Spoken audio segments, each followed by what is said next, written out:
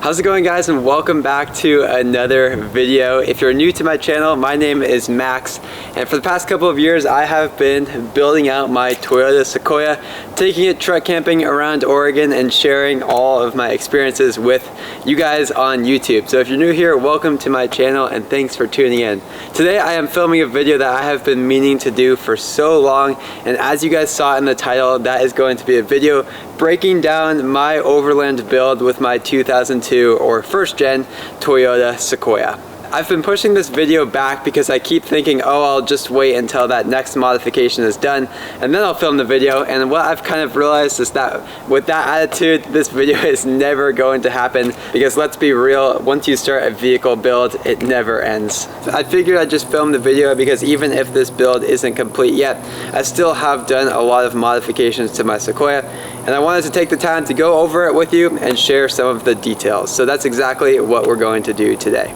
Before I start breaking down the modifications that I've done with my Toyota Sequoia, I want to start off by giving you guys a little bit more background into my build inspiration to hopefully help you guys get a better understanding of why I've done some of the modifications that I've done. With the Toyota Sequoia or similar Toyota or SUV platforms, there are so many different build styles you can do, whether that's a camper that you're kind of living out of, or just a weekend warrior, weekend overlander, a rock crawler, a pre-runner, or race truck. There are a lot of different types of builds, all requiring completely different types of modifications.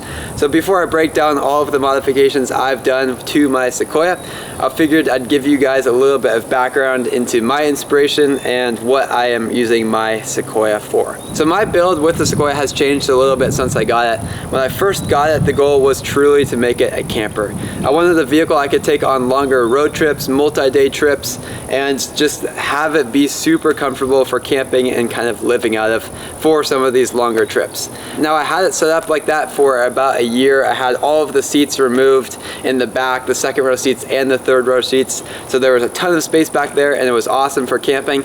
But over the past year or so, my build has kind of changed.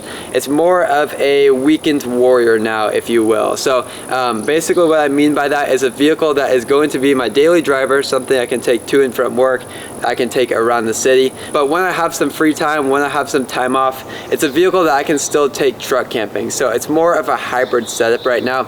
I have the second row seats back in there. I'll show you guys a lot more about my build with the Overland Drawers later in this video. But with how my Sequoia currently sits, I can still fit 5 passengers in here. I can still carry people around, I can still daily drive it, but when I want to, it's obviously a very off-road capable vehicle and something that I can camp in as well. So this has been the perfect balance for me, this kind of hybrid setup between a daily driver and a weekend overlander, and I am very happy with the point where it's at now. So that's a little bit of background into my Sequoia build and kind of what I'm using it for, and hopefully that will help when I start going through these different modifications that I've done to give you guys a better understanding of why I've done some of the stuff that I've done. So with all of that being said, I have a couple different categories today, and I figured we just kind of go through them and break it down and just give you guys a look into my Sequoia build. So let's go ahead and get started. So the first category I want to talk about today is suspension, and suspension is extremely important for any overland or off-road build, because not only can it give you a little bit more ground clearance, but it can dramatically change the off-road ride quality as well. Now, there are a ton of different suspension setups varying in price from a couple $100 for a simple spacer lift all the way up to, you know, $5,000 to $10,000 for a long travel kit. I'd say my suspension is definitely on the cheaper side of things, but again, you have to look at what I'm using the Sequoia for. And it's not a rock crawler, it's not a race truck, it's a kind of hybrid daily driver and off-road vehicle. So the suspension I went with is the Old Man Emu kit. It's a full front and rear kit. So you get the front struts, you get the rear shocks and the rear shock absorbers, basically everything that you need to do a full 2-inch lift in the front and the rear of the vehicle. I picked up the full kit for, I want to say, $1,100. Definitely a little bit of an investment there, but also on the lower side or the cheaper side of things when it comes to suspension. Now, I got the suspension from a company called First Gen Off-Road, and if you have a first gen Toyota Sequoia, I think the years are 2001 to 2007 for that, first gen Tundras as well, I highly recommend checking out First Gen Off-Road. While we're on the topic of suspension, I quickly wanted to share my experience with with the Old Man Emu lift kit. I've owned it for about a year and a half now, and it's been great. The only complaint I have is it does ride a little bit stiff, but that's about it. 1,100 bucks, 2 inches of lift. I've been pretty happy with it. Now the next category I want to talk about is wheels and tires, and I've been through a couple different sets of these. The first setup I had was pretty funny. It looked awful on the Sequoia. The wheels looked like something you got from Walmart, and the tires were some summer Bridgestones, which were very bald and had no traction. I actually took the Sequoia snow camping with these wheels and tires and almost crashed. It was my first ever time truck camping, and it was an awful experience. So I got rid of those wheels and tires pretty quickly. Now at the time I didn't have money for some new wheels and 33-inch tires, which was what I really wanted. So I found some, I think they were like 2017 Toyota Tacoma wheels and tires on Marketplace. They had about 20,000 miles on them, so they had about 50% of their life left. And it was 4 wheels and tires for I think 400 bucks. So I went ahead and picked those up. They gave me a lot better traction. Still nothing special, but a big improvement over what I had. I ran that setup for probably close to 8 months, and I don't really have a lot of negative things to say about it. I can't really speak too much about the off-road performance with those tires. I want to say they were Goodyear Wranglers, since I didn't really take it off-roading too much when I had it, but definitely a big improvement over the Walmart wheels and the bald summer tire. So that was kind of the second setup I had. Now the third wheel and tire setup I had was what I had been wanting since I first got the Sequoia, and that was a set of 33-inch tires paired with some KMC wheels. So the KMC wheels I still currently have on here. I'll talk more about the current tires here in a second, but the third tire setup was these wheels. These are the KMC Impact wheels. I love them. They look so awesome. And then for tires, I had some 33-inch BFG KO2s. They were 285/70/17, so equivalent to about a 33-inch tire. I found them on Marketplace with only 50 miles on them, so pretty much brand new for 800 bucks. So when I found that deal, I knew I couldn't pass it up. I loved that setup. It rode great, and I still got decent gas mileage as well. So 33-inch tires from BFG KO2s, and then the Impact KMC wheels. That was the third wheel and tire setup I had. Now the fourth and current wheel and tire setup I have is definitely my favorite in terms of how the vehicle looks. Definitely not my favorite in terms of gas mileage, and I'll talk more about that in a second. So the wheels I currently have on here are the same as I had with the 33-inch tires. They are KMC Impacts, 17-inch wheels, and I love them. I love how they look with the Sequoia. The tires are 35-inch tires now. They are a true 35, so they're 35 by 12.5. That's the width of the tire, so they are a big, meaty off-road tire, and I love them. The tires are from Mickey Thompson. They are the Mickey Thompson Baja Bosses, and I have been very happy with the performance from these tires. I'm not sponsored by Mickey Thompson at all. I bought these with my own money. Just wanted to let you guys know that as well. So they perform great off-road. I've been running this setup for about 6 months now, and I definitely will say, especially in the snow, they do perform better than the KO2s do. I can't speak much about the road noise because, as I'll talk about more later in this video, I have a pretty loud exhaust. There's no way you would be able to hear the road noise over the drone of the exhaust. So the ride quality on the highway or pavement is surprisingly smooth considering how beefy these tires are. I've definitely driven vehicles with off-road or mud tires where it's like the whole steering wheel shakes when you're driving on pavement. I've never had that experience with the Mickey Thompsons, so definitely loving this tire setup so far. Now, like I said, I'd talk more about gas mileage with these tires, and this is definitely the biggest downside to this wheel and tire setup. While the 35-inch tires look great proportionally for the Sequoia, my gas mileage has definitely tanked since I put them on. Going to 33-inch tires, I'd say I probably lost 1 to 2 miles per gallon, and then another 1 to 2 miles per gallon with the 35-inch tires. So I don't know exactly what my highway versus city MPGs are with these tires, but my average is right around 10. So definitely not too good, but at least the Sequoia looks great. Moving on from wheels and tires, we're going to talk a little bit about off-road lighting now.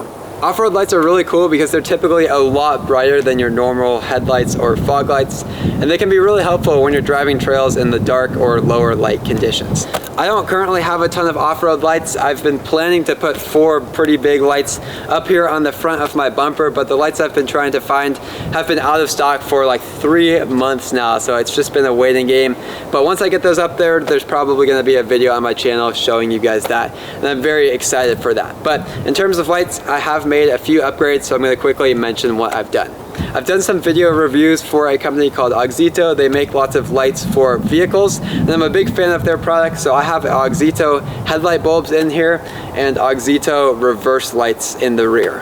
When I installed both of these bulbs, they were a significant upgrade over the stock. It was a switch from halogen to LED, and overall they are just a lot brighter. While I mentioned Auxito here, if you guys are looking to upgrade your bulbs, whether it's headlights, fog lights, reverse lights, whatever it is, I highly recommend checking out Auxito. I have a code in the description of this video that you guys can use to save a little bit of money on your purchase. So if you're looking to upgrade your lights, definitely recommend checking out Auxito. I used to have a light bar kind of hidden behind my grill. It was just a cheap Amazon brand. I think the company was Nightlight. It was actually surprisingly bright for how cheap it was. I don't have that light bar anymore with the new bumper, but I did run that setup for a little bit. And you know, for 40 bucks or however much it was, I was honestly pretty impressed. The last lighting upgrade I've made, and I do eventually want to change this, it's just the ditch lights. You can see them mounted up here above the hood. Again, these are just cheap Amazon lights. I think they were about 15 bucks each. It's honestly surprising how cheap they are. They're not the brightest, but they do surprisingly help a good amount off-roading on trails. While we're talking about off-road lighting, this isn't necessarily off-road light, but I just want to mention it as well. I did upgrade the headlight housings on my Sequoia. You can see them here. They're kind of grayed out, and I think they look awesome. There's a video on my channel showing the process of installing these. All right, so moving on from the off-road lights and upgrades I've done, now we're going to talk about my Overland drawers, because this has been a pretty significant part of my build as well. When I got the Sequoia, one of the first things that I did was build a big platform with some drawers in the back. I took out the second and third row of seats and built a platform that was like 6.5 feet long with some massive 6-foot drawers. And it was really awesome. It was great for camping in, it was great for sleeping in, and there was a lot of space, especially with all of those seats removed. Now, last summer I spent a ridiculous amount of time doing a full rebuild on my Overland drawer setup, and I've been using this setup for about a year now, which is crazy because it feels like I was just building that. But I've been using it for a year and have absolutely loved it. The goal with this second version build was to align it more with the overall build style I was going for, which, like I mentioned earlier, was kind of more of a hybrid setup. So I wanted something where I could still use the second row seats. I could still carry passengers around if I wanted, but on the weekends or when I had time off, I wanted something I could still camp in as well. So what I ended up doing is building a drawer system that sits behind the second row of seats. The drawers are a little bit smaller than the first version, but it was a sacrifice I was willing to make to keep that second row of seating. Now I can fold the second row seats down and I have a platform that kind of flips out and extends, so I still have about 6.5 feet or so of space in the back to sleep when I want to camp in the back of the vehicle. I've been so happy with the second version of my Overland drawer build. Everything is on heavy duty sliders. There's a lot more internal organization, and it's just been so great for me, and I've loved using it on all of my camping trips. I just want to quickly jump in here and say, if you are enjoying today's video, don't forget to like and subscribe. Your support really does help me out. Now let's jump back to it. I'm not going to dive in super deep to the Overland drawers here. I have a bunch of videos on my channel. So if you want to learn more about the Overland drawer specifically, feel free to go check those videos out. The next category we're going to talk a little bit about now is exhaust, because I have done a lot of changes to my exhaust setup. The very first exhaust modification I ever did was a muffler delete. The stock muffler on these Sequoias is massive. I chopped the whole thing off and had someone weld a straight pipe in between. While this setup with the muffler delete sounded good, the drone on the highway was absolutely ridiculous. The first time I ever tried to take it on a highway road trip, I made it about an hour before I had to pull over, stop at a store, and get earplugs because it was hurting my ears so bad. This was definitely one of the worst exhaust setups I've had. Even though it sounded really good, it just hurt to drive around. around. I only had the muffler delete for a little bit before I bought a MagnaFlow 10-inch muffler and welded that on in its place. This got rid of most of the drone, but it also made it a lot quieter, and this setup was a little bit too quiet for me. Now my third exhaust setup, and this is the current one I have, is definitely still really loud, but the drone isn't quite as bad as the muffler delete was. With this exhaust setup, I have JBA headers up front. I have a video on my channel showing the entire process of installing these headers. It was not very fun, but I'm glad I made the upgrade. Moving on from the JBA headers, the downpipes are all pretty much stock.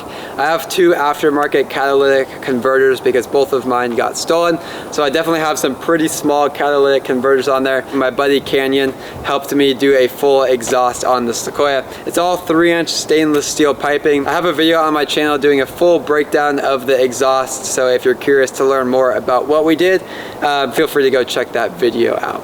This setup sounds awesome, the V8 sounds great, but if I had to take a guess, I'd say for the vast majority of people, this setup is going to be way too loud. When I'm out driving around, the Sequoia is easily one of the loudest cars or trucks out on the street. This setup is pretty much full straight pipe besides the catalytic converters. There's no mufflers or no resonators. And if you haven't heard a straight piped V8 in person, definitely don't underestimate it. It is very loud. The only thing I don't love about this exhaust setup is that there is still quite a bit of drone. It's not as bad as the muffler delete was, but definitely if you're on a 3 or 4 hour road trip, you probably might have a headache by the time you get to your destination. So that's something I'm looking more into now, is seeing if there's any way to add a resonator or muffler, something to quiet it down a little bit and just to get rid of some of that highway drone for longer road trips. So that was a little info about the exhaust, and again I have a video breaking it down more and giving you guys more details about that on my channel. The next category we're going to talk about is just interior upgrades. I haven't done a lot of interior upgrades yet. I have some planned for in the future, but the main upgrade that I've done now, and I absolutely love this, was just upgrading the stereo to Apple CarPlay. Like most of these other modifications, I have a video on my channel showing the process of installing that, but Apple CarPlay has been amazing. I've loved it for driving around. It's been great to have Spotify and Google Maps and everything right there on the screen. Upgrading the head unit to something with Apple CarPlay was only about 150 bucks, and for the price has definitely been one of my favorite modifications I've done to my Sequoia. What I'm kind of realizing now as I break down these categories is that there are a lot of videos showing the modifications and upgrades I've done, so I'm going to link all of these in the description for you guys, so hopefully you can check them out if you're interested. Another upgrade that has completely changed the look of the Sequoia is this front bumper here. I had this bumper custom made by Drew over at DTA Fabrication. He absolutely crushed it, and I love how it looks on the Sequoia. Definitely go check out DTA Fabrication if you need any type of custom fab work done. Awesome guy, and his work is amazing. Before this custom bumper, I had a bumper cut setup, and I've gotten a lot of questions about this, so I quickly want to let you guys know how we did that. It was very simple. All we did is take the stock bumper, drew a line straight across, marked it out with some masking tape, and then just cut straight across. I'll show you guys some pictures now of what that looked like. I think it actually looked pretty good for what it was. I originally did it to fit bigger 35-inch tires, but that was kind of what I had in between the stock bumper and now this custom bumper. So the last category we're going to talk about today is the roof rack. So I picked up a Sherpa roof rack for the Sequoia. I think it looks great, and while I haven't had the chance to throw a rooftop tent on there, it's come in handy a couple of times and I've loved having it. I recently made a video where I built the cheapest rooftop tent, and the Sherpa roof rack made it so much easier for that video to be possible. I bolted a big sheet of plywood to the top of my Sequoia and then a cheap Amazon tent on top of it to make a literal rooftop tent. That was a lot of fun, and the Sherpa rack just made it that much easier to have a big flat surface for that piece of plywood to lay. The Sherpa rack has also made it very easy to carry a canoe. So if you have things like a kayak or a stand-up paddleboard or a canoe, the Sherpa rack makes it so easy to throw something like that on the top of your Sequoia. I definitely someday want to get a rooftop tent, and I know the Sherpa rack will make it so easy to throw a heavier tent up there and just give me the confidence to know that I never have to worry about it, because this roof rack is so solid. So there was a look at my 2002 Toyota Sequoia build. I feel like the build is at a really good spot for me where it's something I can still daily drive, but also take on weekends truck camping adventures. The Sequoia has been such an amazing vehicle for me over the past couple of years, and it's been so much fun to build it out. If you're curious to learn more about my overall experience owning a Sequoia, I have a 2-year ownership video on my channel where I talk all about that. The Sequoia has definitely changed a lot over the past couple of years since I've owned it, and I'm sure it will continue to change in the future. I hope this video was helpful for you guys if you have a Sequoia or are maybe looking into getting a Sequoia. They're great vehicles. Surprisingly, no one seems to know about them, but they're awesome for overlanding and they're very off-road capable. So I absolutely love the first gen Sequoia platform. I hope today's video was helpful and that it gives you guys a better look into my Toyota Sequoia build. Please feel free to reach out with any comments or questions. I do apologize. I have been very busy right now, so it might take me a little bit to get back to you, but you can drop them in the comment section of this video, or you can send me a message on Instagram. My Instagram is Max A. Peters. It's also linked in the description of all of my videos. So thanks so much for watching. Hope it was helpful, and I'll catch you guys in the next one.